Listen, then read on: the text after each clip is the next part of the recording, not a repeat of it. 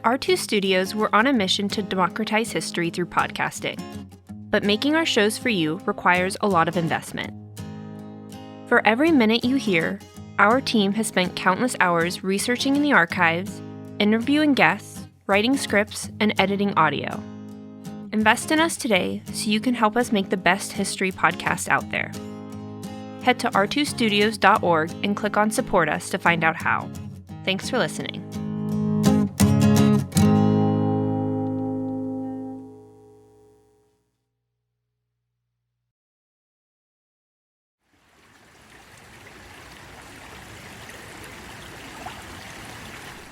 Have you ever been hiking on the Appalachian Trail, stopped for a moment to look around, and wondered what was on the land before the trail passed through it?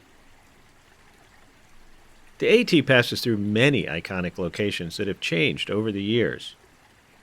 Sometimes those changes are small. Other times they are very, very big. For the small town of Fontana, North Carolina, one change meant taking on something every hiker needs out on the trail. Water. A lot of water.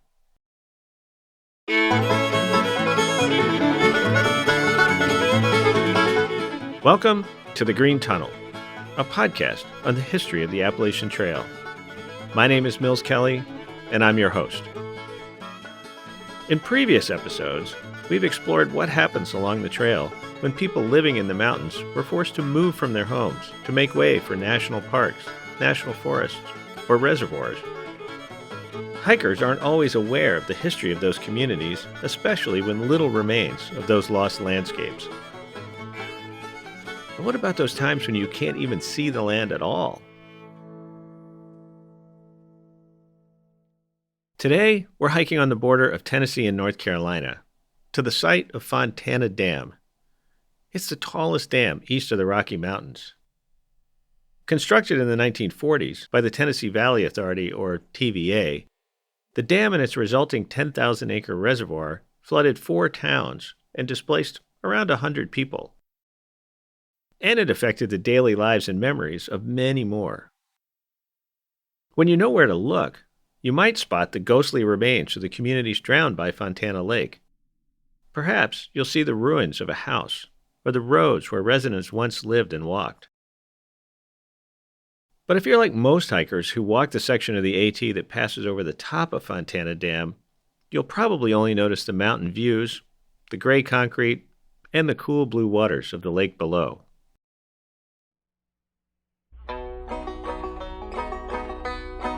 We dreamed a great dream then, that's now here to stay. Saw democracy's future when we built TVA.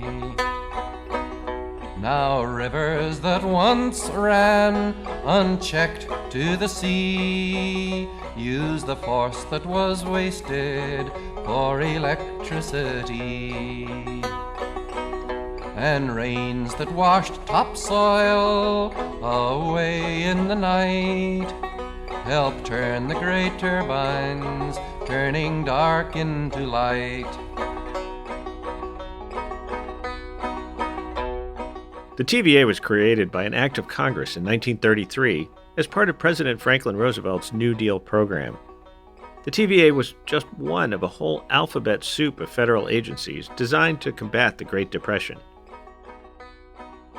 It created jobs and helped transform the Tennessee River Valley through various projects including electrification of rural communities, flood control measures, and agricultural land preservation.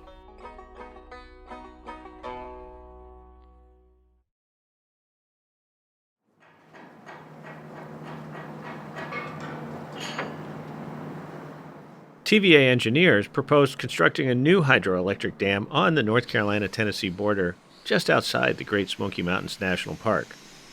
The dam was named for the small lumber and copper mining town of Fontana that was located where Eagle Creek met the Little Tennessee River in Graham County, North Carolina. Work on Fontana Dam began in January 1942, just weeks after the Japanese attack on Pearl Harbor. The project provided many badly needed jobs in the area and helped meet the growing electrical needs of the local aluminum industry. The production of aluminum requires an enormous amount of power, and during World War II, the need for reliable supplies of electricity became even more important. Aluminum was a critical component of the airplanes and other materials needed for the war effort. So it's no wonder, then, that Fontana Dam was built with record speed. It was finished in November 1944, just shy of 3 years after the construction started. Fontana Dam contains 2.8 million cubic yards of concrete. On an average summer day, it produces about 304 megawatts of electricity.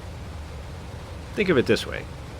The standard light bulb found in an American home is a 60-watt bulb. 1 megawatt is the equivalent of over 16,000 of those light bulbs. If you want to think a little bigger, 304 megawatts is enough to power about 10,500 modern houses every day.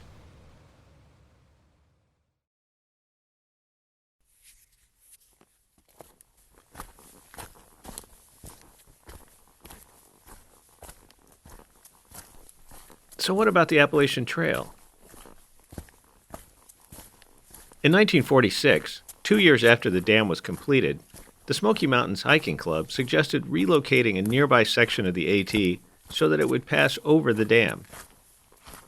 The new route brought the trail north along Fontana Lake, across the top of the dam, and then into the Great Smoky Mountains National Park. Of all the views along the AT, the almost half a mile that goes directly across the top of Fontana Dam has been described by hikers as one of the most breathtaking. Below the dam are views of the Little Tennessee River, and above, the Great Smoky Mountains. The dam has also become famous with long-distance hikers for the overnight shelter located nearby. Built in the 1980s, this shelter is commonly referred to as the Fontana Hilton.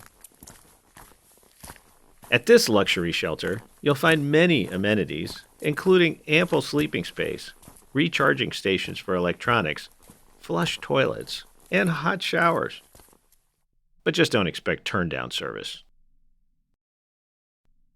Those staying at the Fontana Hilton are only a small portion of the more than 100,000 yearly visitors who come to hike and enjoy the amazing views.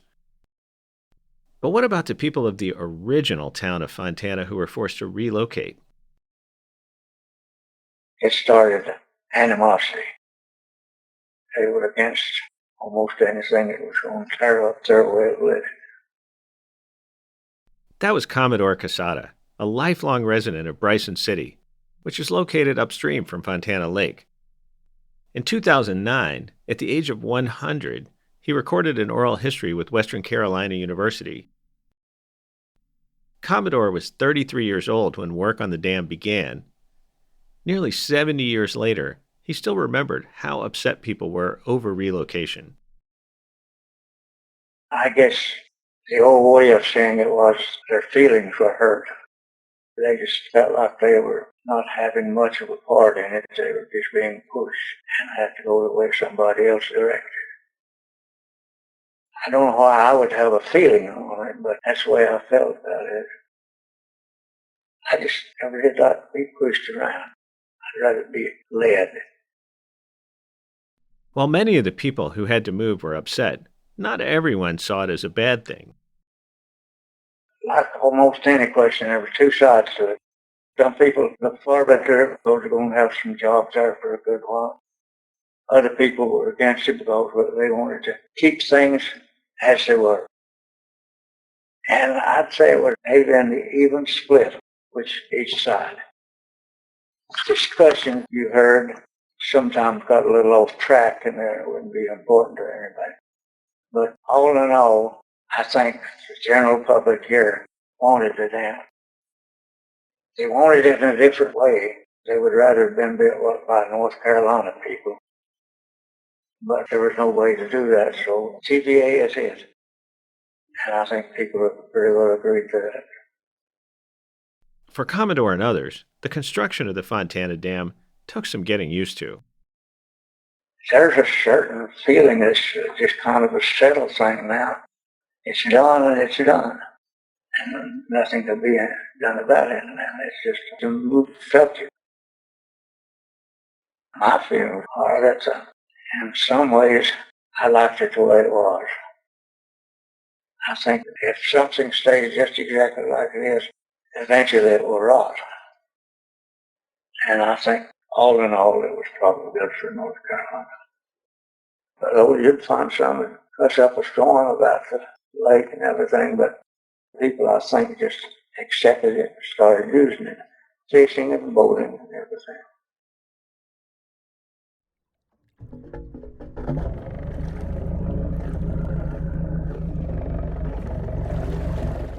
Today, the portion of the AT that crosses Fontana Dam is known for its beauty and recreation. Along this section of the AT, there is something for everyone. Scenic views, small town charm, and of course, plenty of trails to hike. And then there's the water. Fontana Lake is one of the deepest man-made lakes in the United States, with a maximum depth of 440 feet. And with a surface area of just over 10,000 acres, the lake also features about 240 miles of shoreline. Tourists flock to the area for its natural beauty, and it's popular for fishing and water sports. Fontana Dam and its lake are a great place to make new memories and stories to tell future generations. But it's important to remember the stories that remain hidden below. At Fontana Lake, physical remnants of the past are 400 feet below the surface. So next time you're walking across the dam or spending time on the lake, take a moment to peer into the depths of those cool blue waters and wonder, what lies beneath?